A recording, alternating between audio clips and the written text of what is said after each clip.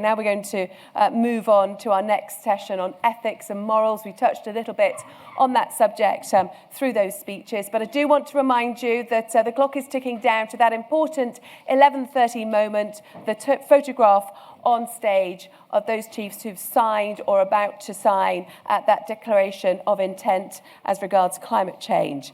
So please don't scoot away for coffee at 11:30. Do stay here in the room for that photograph. But now we are going to move on to the ethics and morals session, which examines the importance of maintaining our ethics and moral high ground, considering the challenges of different national and cultural perspectives and what is deemed to be appropriate military action. It also examines how the contemporary context is shaping and evolving these views and how the increasing use of emerging technology, some of which we've already spoken about this morning, may play a really vital part in the ethical and moral debate.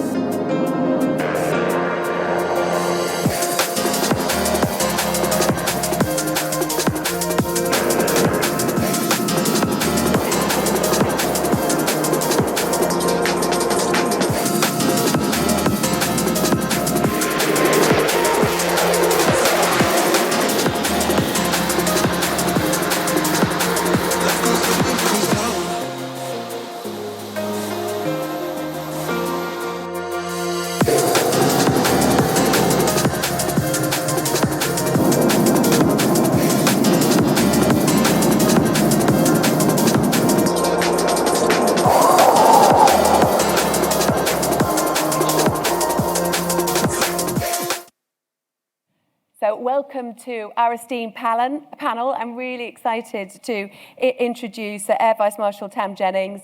Thank you very much for being with us, our Director of Legal Services. Also, Air Commodore Phelps, our Deputy Director, who's an expert in international humanitarian law. We're also assisted by Dr.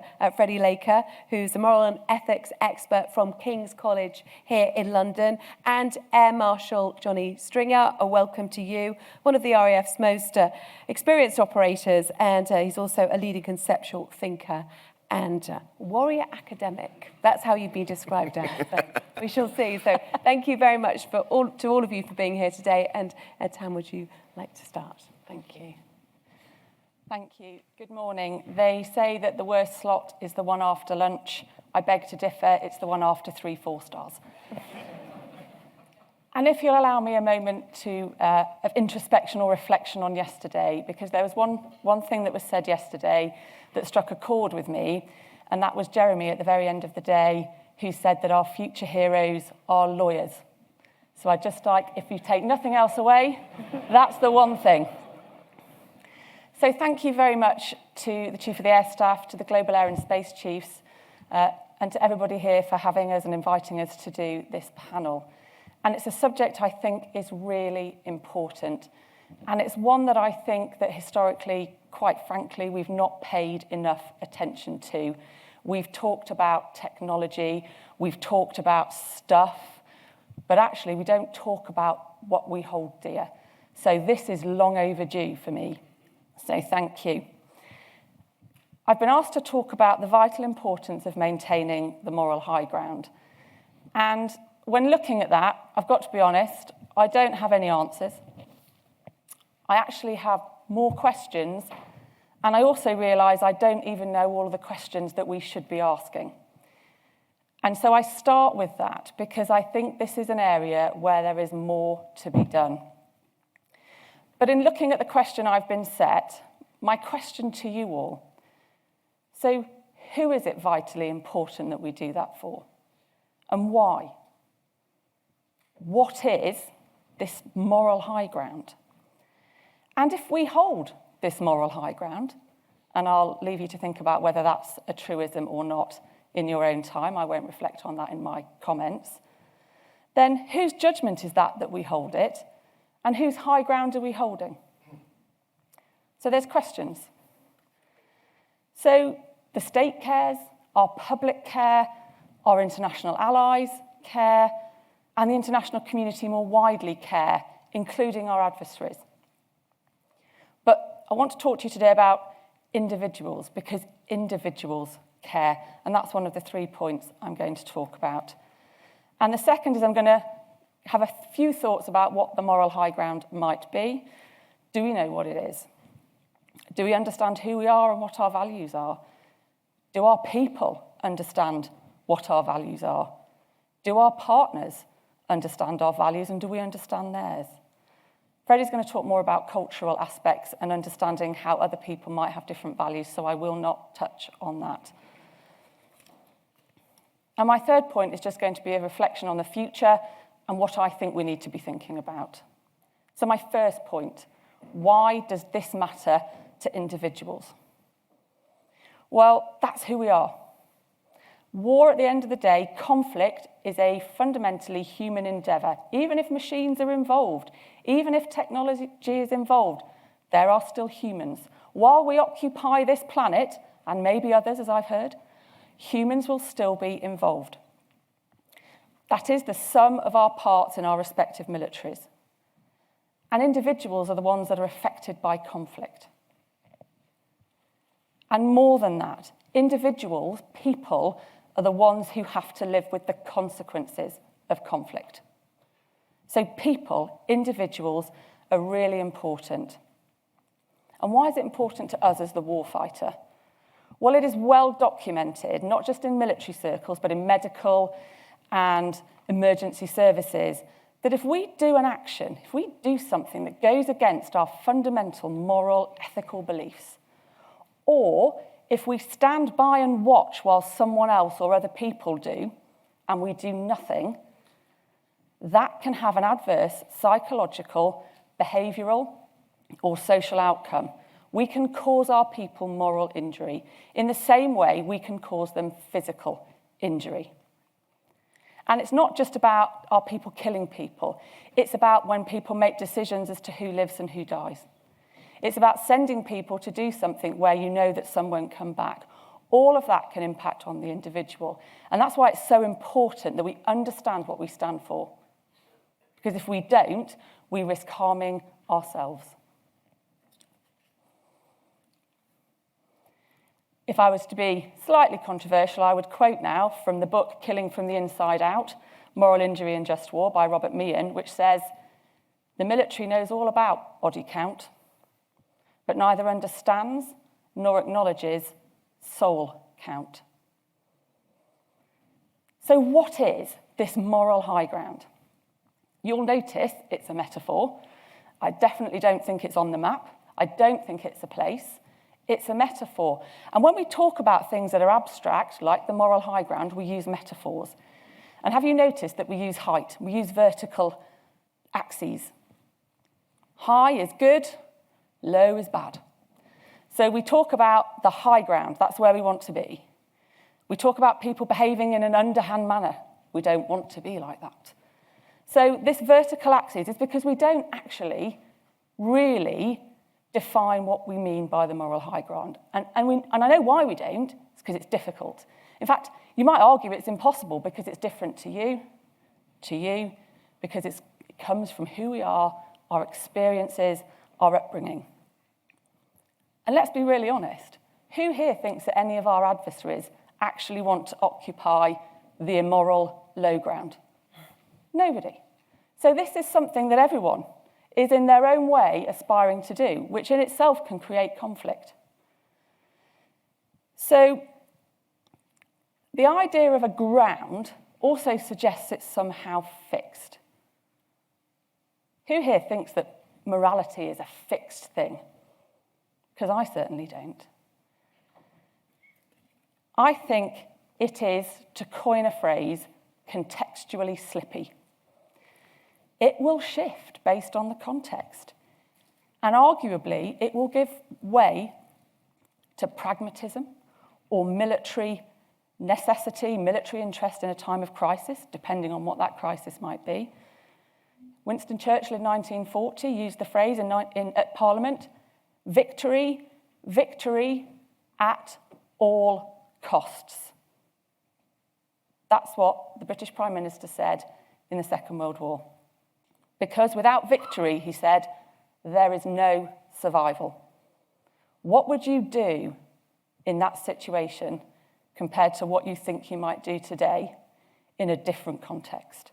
So I think it's contextually slippy, and I think we need to get our heads around that. And to misquote Claus Fitz, because you cannot do a speech without referring to Claus Fitz if you're a military officer, we talk of the fog of war. Is it a fog or is it a moral haze? Is that what we're talking about in today's world? And finally, to the future. I'm a lawyer. I've got to mention the law. The law in IHL is based on principles. And that's why it stood the test of time for over 70 years, because it's not prescriptive. It gives you principles to adhere to. And I want us to be really clear, because the number of times, and I'm going to tell you what frustrates me as a lawyer, and there are many things, but it's the law getting blamed for people not being able to do what they want.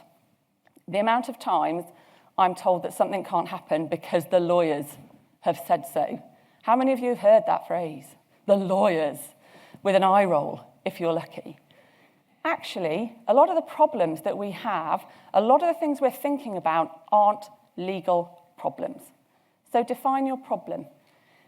For example, in terms of technology, distinction. We all know we distinguish between combatants and non-combatants. We do not target civilians. And I have people say to me, well, in terms of our technology, AI, can they distinguish? It's a legal question. No, it's not. The law says you distinguish. The law does not tell you how you distinguish. It doesn't tell you it has to be a human. It just tells you what to do.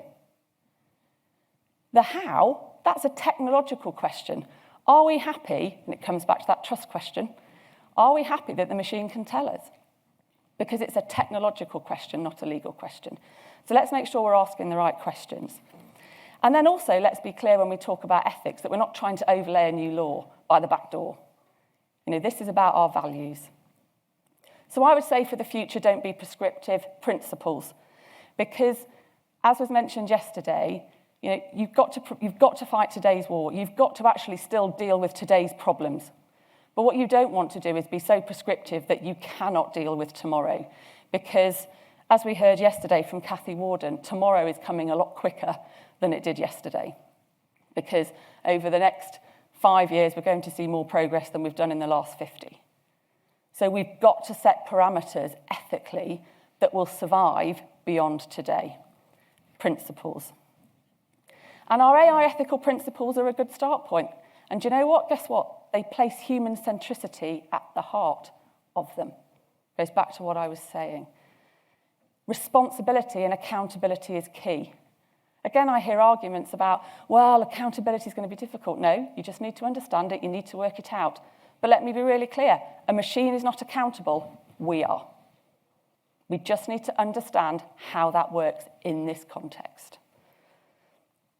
And we need to mitigate bias, and we need our technology to be reliable, because we've got to trust it. And again, I'm back to that T word, that trust word. What do I mean? Humans are fallible. Shocker. We expect our machines at the moment to be 100% reliable. Is that realistic going forward? Ask yourself that question. I don't anticipate we'll get to a time where we recognise and accept the machines can be more fallible than humans. But perhaps less than perfect might not be an unrealistic aspiration. But are we ready for that? We've got to change our thinking. We need to understand what we mean by trust and how are we going to get there. And then we need to articulate it, because our partners can't help us get there if we don't tell them what it's going to take for us to trust. That tech is here. This isn't the future. The future is now. And it provides threats, vulnerabilities, but more importantly for the people in this room, opportunities. But let's stop saying how difficult this is. And I go back to what General Brown said. There's lots of things we say, we can't do. It's so difficult. We can't do it. Well, sir, I take up your challenge, because this is one where we need to stop admiring the problem. It's difficult, absolutely. Complex, tricky. We're dealing with human beings and what they hold dear. Actually, it doesn't get more tricky than that. But we need to grapple with this, and we need to accelerate our grappling with this. Otherwise, we will lose our leading edge because other people are grappling with this quicker than we are. We need to do it together, we need to do it quickly, and we need to do it now. And what I would say is, don't leave this to the lawyers. It is too important. Thank you.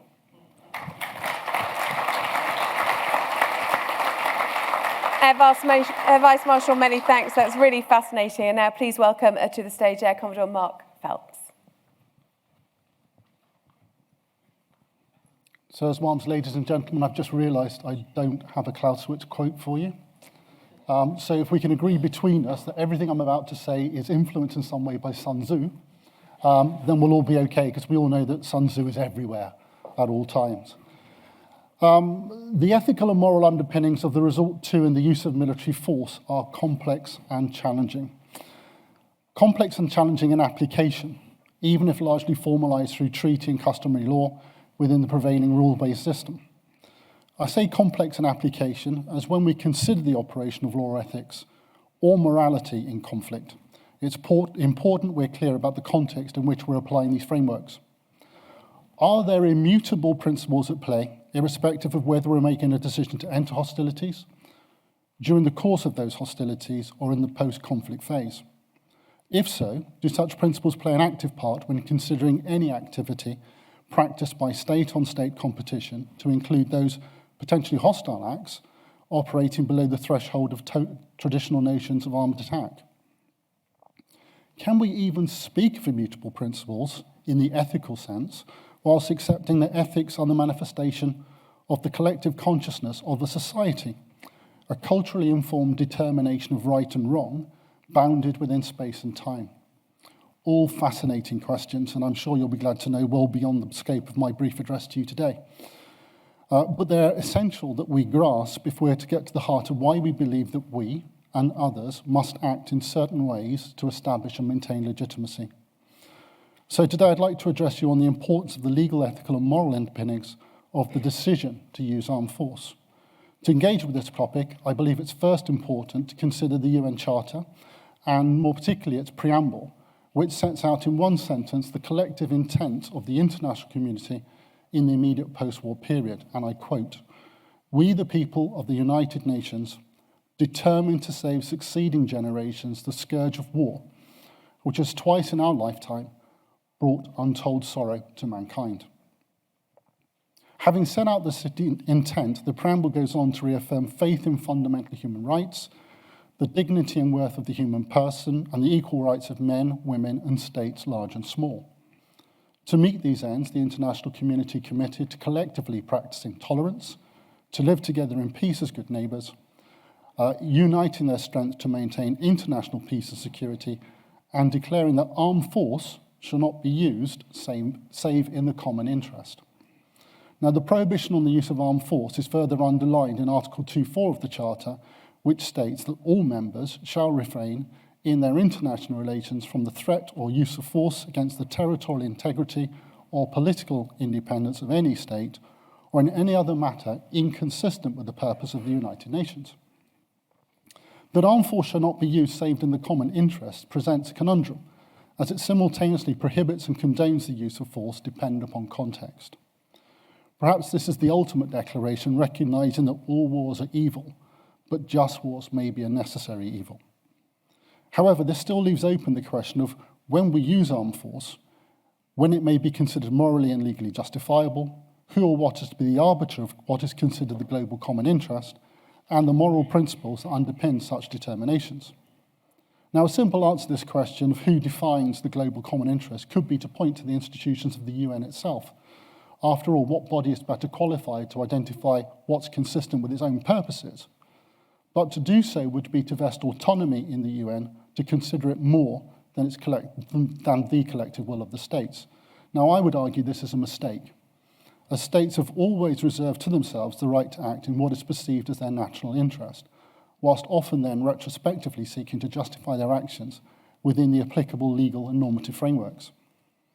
In the years since the creation of the UN, military force is deployed for all sorts of reasons, to include self-defense against actual or anticipated threats, at the request of third-party states when engaged in conflict, both domestic and international, to prevent or bring to an end humanitarian disaster, to prevent or bring to an end the commission of war crimes, crimes against humanity, and in recognition of collectively held or aspired to principles and moral imperatives, perhaps seen with best effect in the adoption of the responsibility to protect some 22 years ago.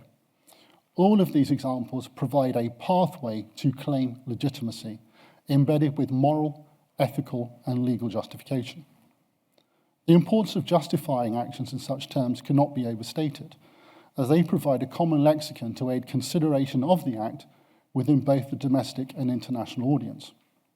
This does not mean that every claim to legitimacy is based objectively in observable fact or that it's accepted, but rather it sets the terms for a narrative, which is particularly important when it comes to international law, in which there's a degree of interpretation permitted.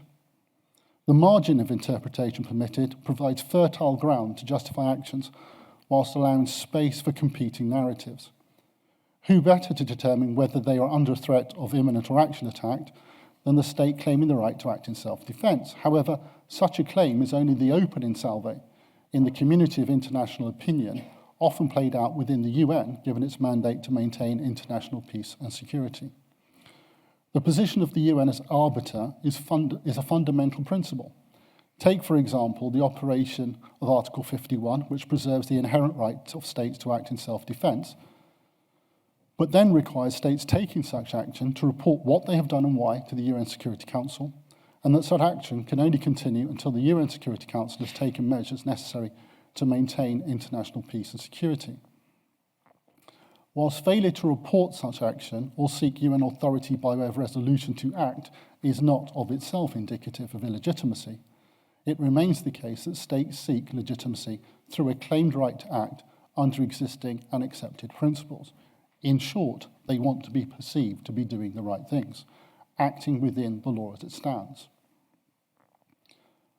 As we've seen in recent years, Russia has shown itself to be no different in this regard, seeking to justify its actions on established grounds, including by portraying its annexation of Crimea in 2014 in terms of the prevention of genocide and praying in aid the responsibility to protect. The need to cite international norms to claim legitimacy has also been a feature of the Russian invasion of Ukraine in February this year, in which President Putin has sought to justify through various references to the self-defense of the Russian state, the people of the Donbass region, recognized by Moscow as independent republics days before the invasion. In addition, we've seen Russia lay claim to a direct line joining its actions in Ukraine with those taken during World War II, in acting to remove the so-called neo-Nazis who it's alleged have taken over the Ukrainian government with designs on Russian territory. Such claims crumble when considered objectively on the evidence, particularly in light of the fact that Russia has gone further in claiming an entitlement to bring about the end of Ukraine's existence as a nation, or at least a functioning democracy, looking west rather than east to inform its military and economic alliances. Tom Ginsburg has argued that what we're seeing in the Ukraine is not only a conflict between two states, but a conflict between two approaches to international law and norms of behaviour, with Russia advancing what he terms an authoritarian version of international law, which is characterised by the development of the law that extends the regime's ability first and foremost to remain in power through the abuse of international norms to fit their own ends. In such circumstances, the role of the international community is paramount. The collective understanding, acceptance and practice of legal, ethical and moral norms are brought to bear to sanction those who offend against them. Russia's claims to legitimacy have been evaluated by the international community, a process that would have been impossible without a collective sense of right and wrong, legal and illegal, ethical and unethical. And the international community has spoken largely with a unified voice. The unprecedented international response has reaffirmed the commitment of the majority of states to the prohibition on the use of force, to the violent acquisition of territory, and of preventing peoples to determine their own systems of government.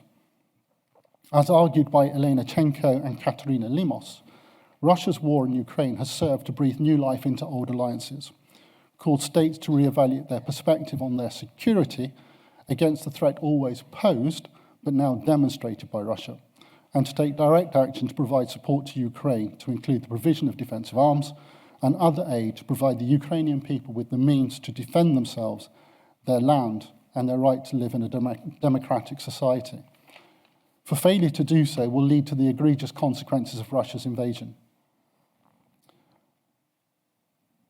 All of this underlines the importance of maintaining not some arbitrary, self-defined sense of moral high ground, but rather a demonstrable consensus of international opinion, a collective commitment to the value of self-determination, territorial and political integrity, and a resolution to hold to account those who fall short of the international commitment and will.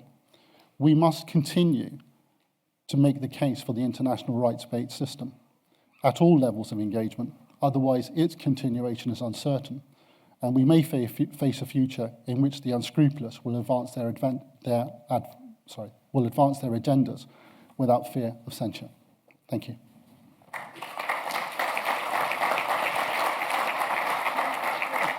Commodore, many thanks. So now I'd like to introduce Dr. Freddie Laker, Defence Studies Lecturer at King's College, London.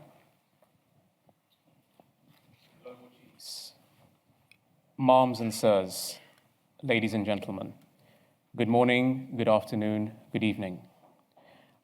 My leg of this discussion revolves around the question of ethics and morals and the linkages to incorporating diverse cultural perspectives in trying to maintain the leading edge. But I want to start with a quote. The famous US businessman Max Dupree famously said that the first job of a leader is to define reality. So what is the reality regarding ethics and morals, and this link to diverse perspectives? There are three elephants in the room so far: Afghanistan, Iraq, and Libya. Huge defeats. We wanted to wage war and peace at the same time in the same space. We wanted to be neutral and belligerents at the same time, and it cost us dearly. These three cases challenged our resolve, our capabilities, our goals, etc. More recently, in Europe, we're seeing over the last 5 years a resurgence of the far right and xenophobic sentiments that almost led us into the Second World War.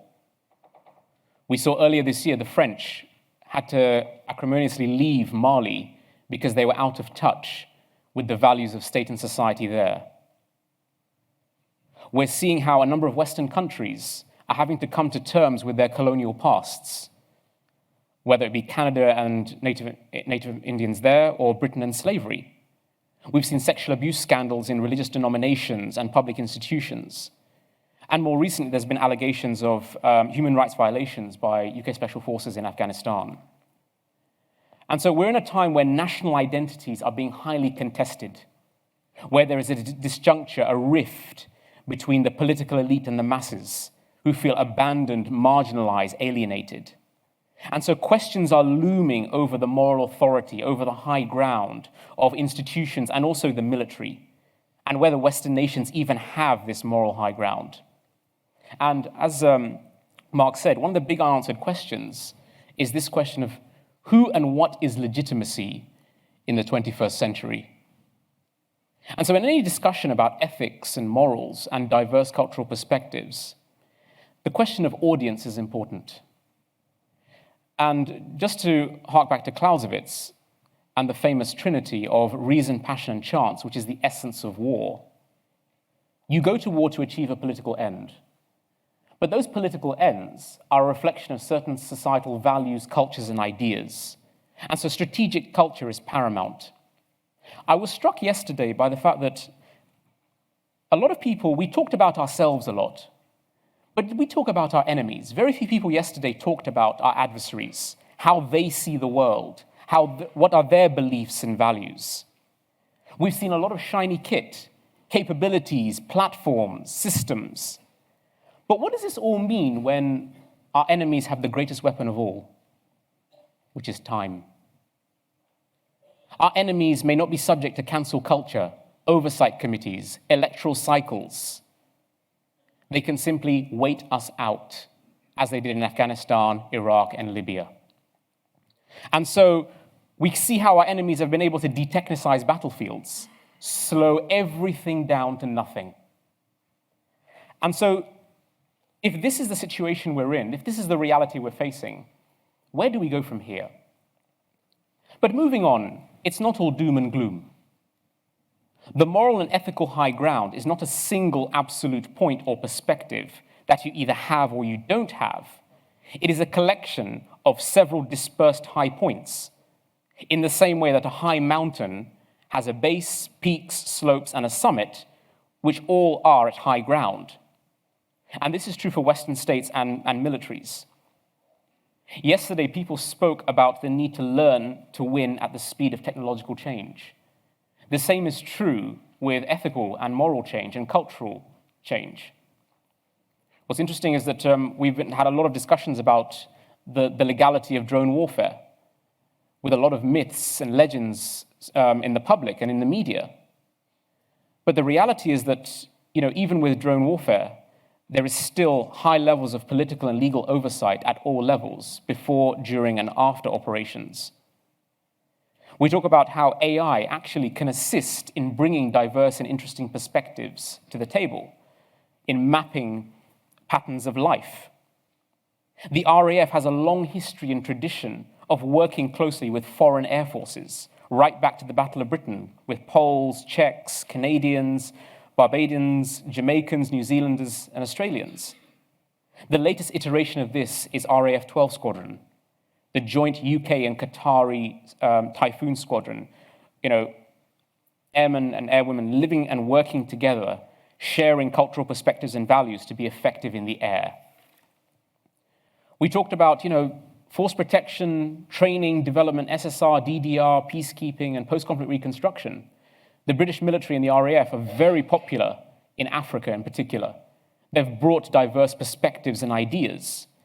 We think about, the Ethiopian famine relief in the 1980s. The RAF was at the center of that. In Sierra Leone since 2000, the intervention, the stabilization, disease control, dealing with the Ebola outbreak in 2014, 2015, a huge success story. We've seen how the RAF have been instrumental in Mozambique with cyclone relief in 2019, and throughout the Caribbean with volcano relief and hurricane relief in 2017. Linked to this is the issue of MDI, that MDI is a recognition of a changing operational space and the need to incorporate multiple actors and diverse perspectives. Another iteration of this is the British partnership with Japan over the Tempest program, which is particularly interesting from a perspective of diversity and cultural perspective, is the fact that while on the surface, Britain and Japan may be very different nations, but underneath there are a lot of similarities. We are both island nations. We are very conservative. We have a proud warrior culture. We both value technological advancement. So the future is bright when it comes to diverse cultural perspectives and thinking about these issues. Now, I began with a quote, and I will end with one as well, and this comes from H.G. Wells, who said that in the air, there are no streets, no channels. In the air, all directions lead everywhere. And so the question going forward, not only for this conference, but beyond, is where are we actually going? That when it comes to morals, ethics, and thinking about cultural diverse perspectives, we are ultimately dealing with the totality of the human experience. How do we create neat, clean, political, technological solutions to fundamental questions of human existence? And with that, I shall stop. Thank you for your time and your service.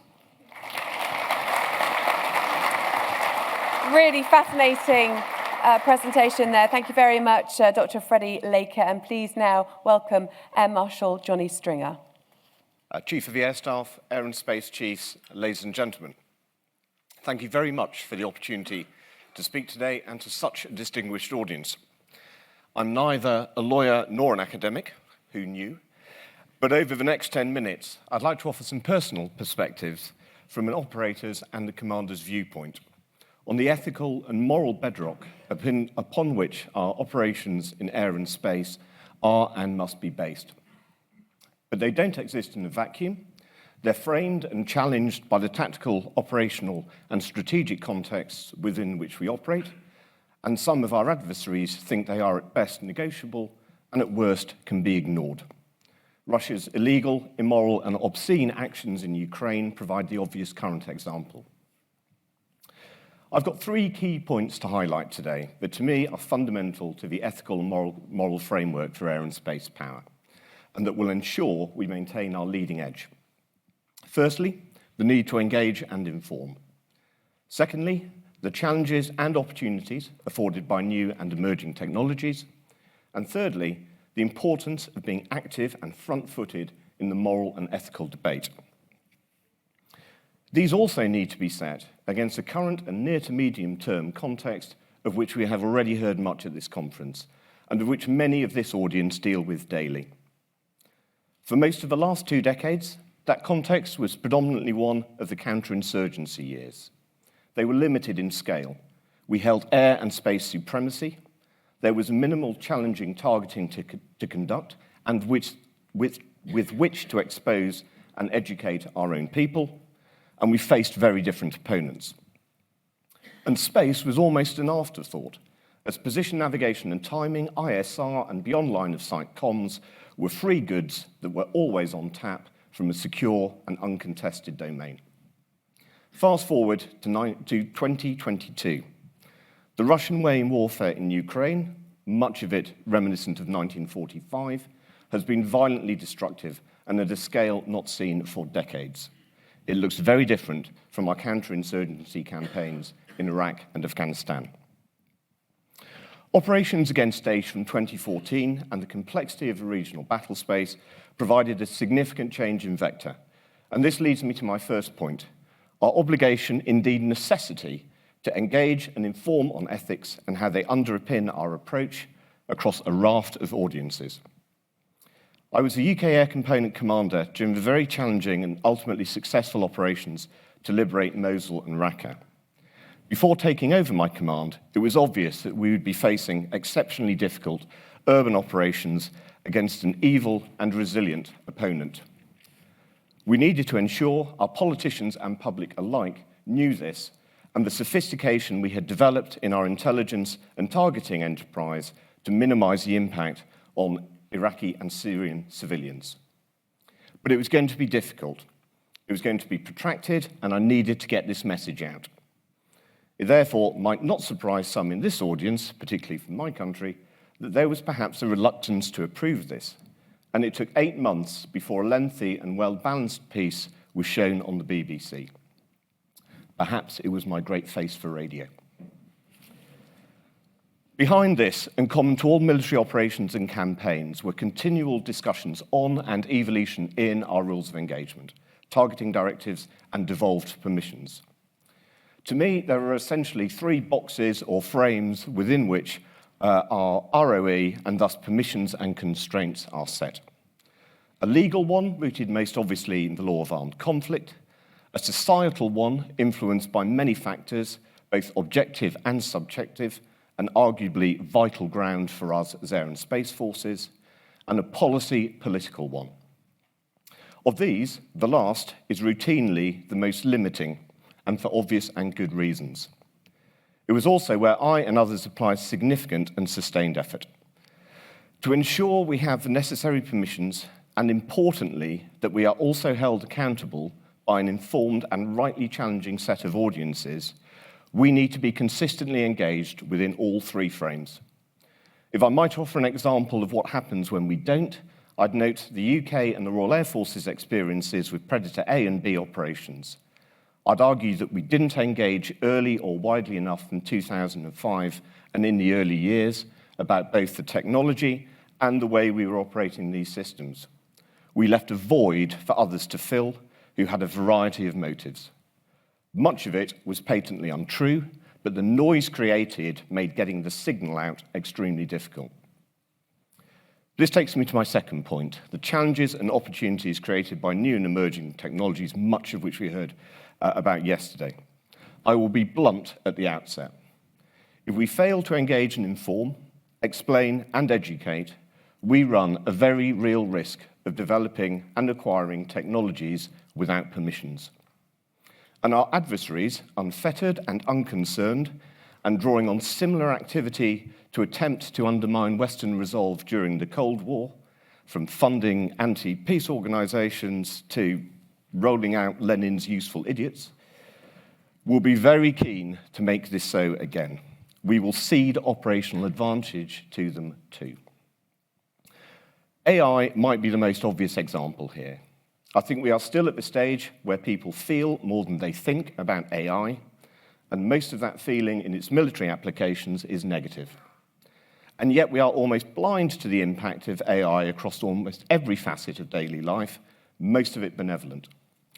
We need to be engaged with our respective governments to inform and to allay fears. We need to be transparent in how we see AI being used, and we need to reassure about how our AI models and algorithms are developed and the safeguards against bias that we apply. Like so many things, this takes you to data: acquisition, breadth, fidelity, and management. AI, machine learning, and human-machine teaming will increasingly underpin decision support at all levels. We must ensure people have confidence in this and us. Accordingly, I'm encouraged by the clarity and quality of the recently released UK Defence AI strategy and its core tenets of effectiveness, efficiency, influence, and trust. I would highlight the explicit commitment to be, quote, trusted by the public, our partners, and our people for the safety and reliability of our AI systems, and our clear commitment to lawful and ethical AI use in line with our core values. And so to my final point, the importance of being front-footed and active in our ethical and moral debate engagement. This audience is an excellent exemplar of how different nations and their air and space forces bring different national perspectives and military and strategic cultures, and operationally, the different permissions that are informed by this. We should embrace this as ultimately enhancing coalition operations rather than see it as limiting. And our dialogue amongst fellow air and space forces should be continuous, not waiting for a specific operational or campaign trigger. This must include our help in developing, implementing, and sustaining norms and rules, in essence being responsible air and space forces. I think we would all be aghast at an unfettered race to the bottom. We must always aim high here, even if at times we may come up short, and we owe it to all who serve in our air and space forces to do so.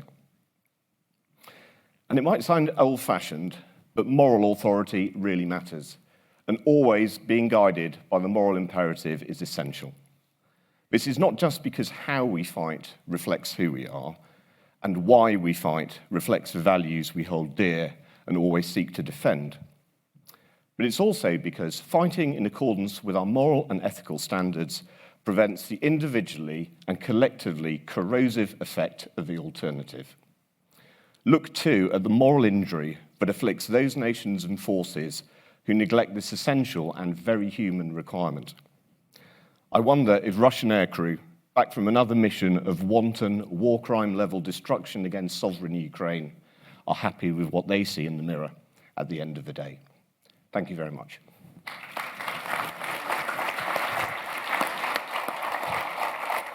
Thank you very much, Marshal. And I'd actually like, before we go to some of the Q&As, I'd really like to get Freddie Laker's perspective on what the Air Marshal was saying, particularly about that communications gap. How damaging do you think that is? A communications gap when you don't go out and kind of seek to really push your message across in determining whether you are viewed as having the moral high ground. And I know we talked about the use of those terms, but how damaging is that kind of lack of communication, would you say, Freddie? It's very interesting, actually, because I was actually thinking about this yesterday with this conference, and again, coming back to audience, that we're talking about people out there somewhere in distant lands. But what about our own domestic audiences? That, 30 seconds around the corner, the average Joe and Jane, all of this is Greek to them. That for people struggling to pay their bills and survive, what does all of this mean? And how do you actually build that sense of legitimacy and message for the average Joe out there and Jane? I mean, we talked about, space exploration. For millions of ordinary people, their only real interaction and understanding of space comes from watching science fiction films. That's talking about in orbit, outer orbit. You might as well be talking about Darth Vader and the Force. And so This is a question, I mean, you're very right about this question of communication, that first of all, we have our own domestic audiences to appease, let alone foreign audiences as well. And it's something which I think that we have to think about clearly in terms of the psychological effects it has on our citizens, the ideas around history, war fatigue, the fact that, you know, what is the pulse at the moment of our societies, and how their appetite for foreign engagement, so to speak. So, yeah. Thank you, Vice-Marshal. If I can just add, because there is, I think, a flip to that, because there are some groups who are really good at communicating about these subjects. And there are people who are thinking about this in quite a lot of detail, including the ICRC, including the campaign against killer robots. There are groups out there who are driving this thinking forwards. And if we don't join in, if we don't let our voices be heard, if we don't communicate and talk about legitimacy, we're likely to fall behind. And those dialogues will be run by those groups. And is that what people in this room want? Yeah, it's really interesting perspectives, particularly given that I come from a journalism background as well. And when you're out trying to find commentators for a story, you really do want to hear from forces who are right in the middle of it. And if you don't get that and you still have to run that story, that's where you get those other voices coming through. So it's, as you say, Johnny Stringer, it's taking, you know, really pushing your narrative first and making sure that there isn't a void that's emerged. Where do you think that's worked particularly well? Yeah, so I suppose the sort of fundamental point you're all touching on is there's no such thing as a dignified silence anymore. You know, it's just a void and others will fill it for you. So, I mean, you know, you always reflect on personal experience, don't you? I think engaging as broadly as we did, or at least, you know, we attempted to engage broadly when I was out commanding in the Middle East, actually was really good, because you just wanted to try and get people to understand the reality of what we were doing. Importantly, and, you know, I think we need to be honest and candid about this, the counterinsurgency campaigns, although they obviously had, you know, they're pretty kinetic and difficult moments, they weren't going to involve some really protracted, difficult, highly kinetic operations in dense urban areas. And if we were in denial to that, two things happen. Well, you know, the first is you just look stupid as an air force, but the second is you lose support. And actually, back to what Freddie said, absolutely right. You know, people are not having massively engaged discussions in the queue in Tesco's about, you know, juice in bellow, but I'll tell you what, they want to feel good about themselves as citizens of a country that they think is projecting force and using it in a way that aligns with the sense of what is right. So I think it is non-negotiable. You have to be engaged and you have to do it early. Thank you. Commodore, and actually I was going to ask if you could answer this question. Perhaps you could combine it as well, because it's come through. Our Air Force personnel are subject to an incessant barrage of social media themes which challenge their ideas of ethics, morality and trust in leaders. I mean, there is this aspect as well internally within forces, that you have to deal with differing views, particularly with social media. You know, it's such a minefield. No, absolutely, and I think that the armed forces are no different to the rest of society. We're not cut off from social media just because we wear a uniform, and we have to deal with those perspectives and those views head on. I think importantly, we need to change with the times also, and that's the process we're going through in the Royal Air Force. We're making ourselves more relevant to the younger people, the people that will be the Air Force of the future, and to engage with those themes, make our case, and make it in such a way that we are part of the narrative, not an afterthought to the narrative, is really important. And I think that that's feeding back on what the Air Marshals just said, because in this country in particular, we have not been very successful, in my personal opinion, in making the case for defence. Someone once said, you know, that there are no extra votes in defence. You know, you make defence your priority, there are no extra votes. Maybe that's changed now with what's happening in Ukraine. But the people of this nation have largely lived in peace for the last 70-odd, 80 years. They've no perception of existential threat. In what we've seen, what's going on in Russia and Ukraine, when that first happened, when the first salvos were heard, when the Russians first started crossing that Rubicon to threaten the use of nuclear weapons, it made, I think, about page 5 in the tabloids, buried somewhere. people going about their daily life, no concept at all of the danger they could be in, and equally no concept of how important it is that we do what we do. There is no fanfare associated with it most of the time, but it's important we're there to carry on doing what we do. But we must engage in that narrative, we must be more proactive, and we must make the case for the armed forces of these nations. Yeah, and you mentioned, and this has come through in one of the questions, you mentioned the assessment of legitimacy based on analysis of objective facts. But given the power of alternates, e.g. Russian narratives, how do we ensure that generally objective facts are trusted as such by audience who might treat opinion, narrative and fact as equally weighted? That is a real challenge, isn't it? Absolutely. If I knew the answer to that, I would be a hugely highly paid consultant somewhere telling you all how to do it. I think there's a difference between a competing narrative and not engaging with the narrative. And I think that we, as a nation, as a military, need to be much better in making our case at all levels. Everyone wearing a uniform should be an advocate for the uniform. Everyone wearing this uniform should be able to discuss intelligently the issues and put forward perspectives. And I think that that's the only way in which we're really going to get after this, because there are some countries out there that are deaf to our narrative. But we need to engage with them, we need to persuade, and we need to be very clear in what we're showing. I mean, General McChrystal back in, I think, 2009, coined the phrase for me, and forgive me if it was said by somebody else, first with the truth. And we need to be first with the truth. Okay. And I was just going to add in terms of, absolutely, are people in uniform making those cases? Because it can't just be left up to the people who wear the most senior ranks. But in order for them to do that, we've got to engage and have those debates internally. It's not enough to expect our people to know, understand and be able to communicate all of the things that we think about on a daily basis when they've all got their own jobs, they've all got their own perspectives. And actually, if you were to ask 10 people in the Air Force what's their main priority, all of them would have a different answer potentially. And so I think there is something as well missing in terms of our engagement with our own people so they can push and can have the same narrative that we have. Yeah, I mean, I'll just try and wrap both of those last two questions up. I think it's pretty straightforward in a way. Don't underestimate the challenge in the execution, but it's clarity and consistency in your messaging. Building trust, which you do through honesty for when things go wrong as well as when they go right. And also the orientating and aligning purpose and sense of mission, which ultimately is the thing which binds everybody. So that leads you to a personal example and an organisational example that you can always follow. I've got a question as well from Chris Pocock for you. Can you discuss the role of red card holders in the CAOP during a conflict and the complications in coalition warfare caused by differing nations?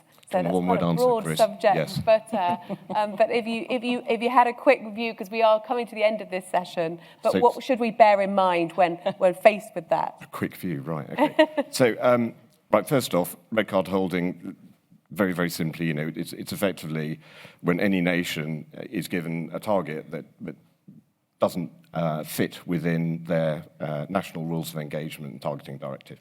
You should not be surprised about that at all, because forces, you know, they bring their permissions and their restrictions built on a bunch of things, and I try to cover them in part in my talk. Right, see it as a strength, not a weakness, because actually you get really good, profound, serious challenge from doing so. If everybody just waved a green card, what the hell would then happen? I'd suspect it would look pretty ugly pretty quickly.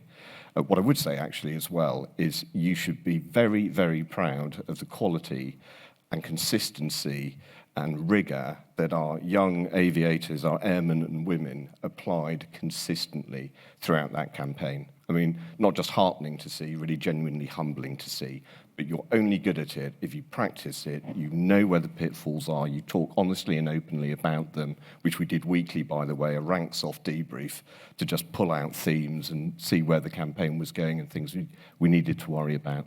But very, very much a strength of coalition or air operations, air and space operations, not a weakness. And just finally, Freddie Laker, do you think highlighting actually that diversity of opinion in such operations will actually be crucial to winning the communication war? Absolutely. I mean, one of the things which I see at Staff College, especially with my air students, is the fact that how do you meld ethics and morals when you're dealing with multiple types of air forces of different generations, from your first, your second, your third, an industrial age air force to an information age air force, to even countries that don't even have air forces but still have air assets and still use the air medium. And so, yeah, it is an absolute interesting, but it's something which actually can bind and actually find that common ground in that shared context, absolutely. Okay, well, thank you so much to our panel. It is all we have time for. Thank you for sending through those questions. It's been really fascinating. We could talk for ages, but I'm afraid that's all we have time for right now. So thank you.